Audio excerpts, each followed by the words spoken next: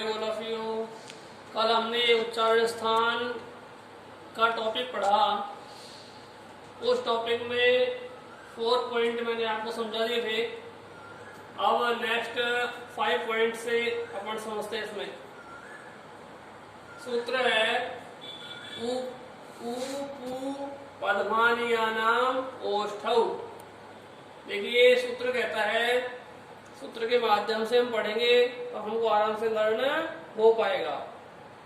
सूत्र कहता है दोनों उ, छोटा और बड़ा, दोनों प्रकार के उ, पे वर्ग का मतलब 5 अक्षर पे, फे, बे, भे, म, तथा उपदमानीय वर्ण। उपदमानीय वर्ण क्या होते हैं बेटा? उपदमानीय जहां पे और फे के आगे ऐसा चिन्ह लगा हुआ हो, वही शब्द, वही वर्ण उपदमानीय कहलाता है। जिन जैसे पे और फे के आगे ये साइन लगे हुए हो तो इन्हें हम उपदमानीय वर्ण कहेंगे। तो कहने का तात्पर्य ये सारे जो वर्ण है, दोनों उ, पे वर्ग तथा उपदमानीय दोनों पे और फे, इनका उच्चारण स्थान ओष्ठ होता है। ओष्ठ मतलब होठ। ये शब्द होठों के द्वारा बोले जाते हैं, अतः इन्हें ओष्ठ वर्ण भी कहते हैं। अब आप इनको प्रैक्टिस के लिए, समझने के लिए बोल कर देख सकते हैं कि आपके होठ आपस में स्पर्श करते हैं या नहीं।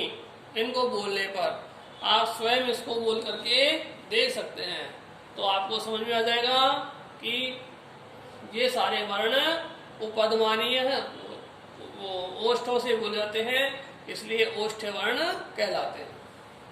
नेक्स्ट य, मैं, अण, अण, ना, नाम, नासिका, च।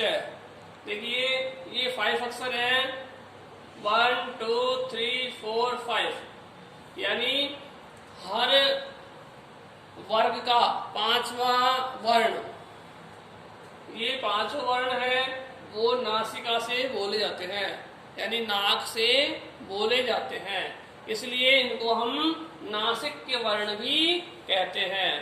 इनके अलावा अनुस्वार जो वर्ण है, अनुस्वार यानी ऊपर जो हम डॉट लगाते हैं शब्दों के ऊपर, अक्षरों के ऊपर जो डॉट लगाते हैं, वह अनुस्वार भी नासिका से ही बोला जाता है। तो ये 5 वर्ण तो ये हो गए और एक वर्ण हो गया अनुस्वार। ये 6 वर्ण नासिक के वर्ण कहलाते हैं, नासिका से बोले जाने के कारण। नेक्स्ट ए दैतो कंठ तालु, अर्थात यही देख लीजिए ए और आई की मात्रा इसमें आ रही है, तो ए और आई ये दोनों कंठ यानी गले से और तालु यानी तालवे के द्वारा। तो कंठ और तालु दोनों के द्वारा बोले जाते हैं, अतः इन्हें कंठ तालव्य वर्ण भी कहते हैं। यह मैंने इसकी डेफिनेशन दे रखी है, इसको पढ़ सकते हैं आप। इसके बाद में 8वां है, इसमें ओ दौतो कंठ ओष्ठ है। इसका सीधा सा अर्थ ये हुआ कि ओ की मात्रा यानी ओ, और इसमें औ की मात्रा है, तो यहाँ पर औ, ओ और औ दोनों वर्ण, दोनों स्वर वर्ण है, दोनों ही वर्ण कंठ तथा ओष्ठ यानी होठों से बोले जाते हैं, अतः इन्हें कंठ ओष्ठ्य वर्ण भी कहते हैं। आप चाहे तो इसको बोल करके देख सकते हैं। लास्ट वाला है 9 वाला, वकारस्य दंत ओष्ठ, जो वे वर्ण है,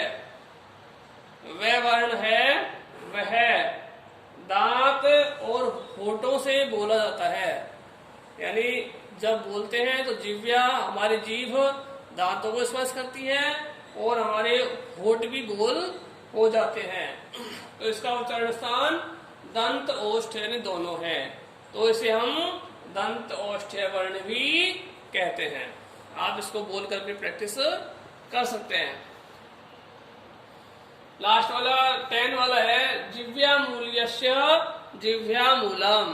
देखिए, जैसा कि ऊपर हमने पढ़ा था प और फ उपध्मानीय वर्ण होते हैं, वैसे ही यहाँ पर यदि यही चिन्ह क और ख के आगे लगे होंगे तो उन वर्णों को हम जिह्वामूल्य वर्ण कहेंगे।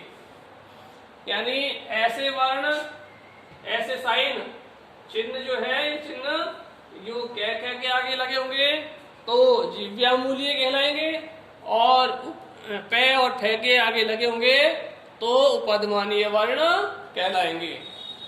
इस प्रकार से आपका ये उच्चारण स्थान का जो प्रकरण है वो कंप्लीट हो चुका है। इसको आप बार बार देख सकते हैं और समझ सकते हैं। इसको अपनी कॉपी में भी राइट कर सकते हैं और लर्न कर सकते हैं। नेक्स्ट वीडियो में इसी वीडियो में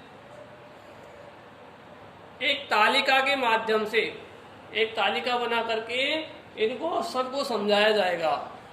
तो उस तालिका के माध्यम से शॉर्ट रूप में समझाया जाएगा, आप उसमें आसानी से समझ पाएंगे और समझ सकते हैं। Thank you, have a nice day.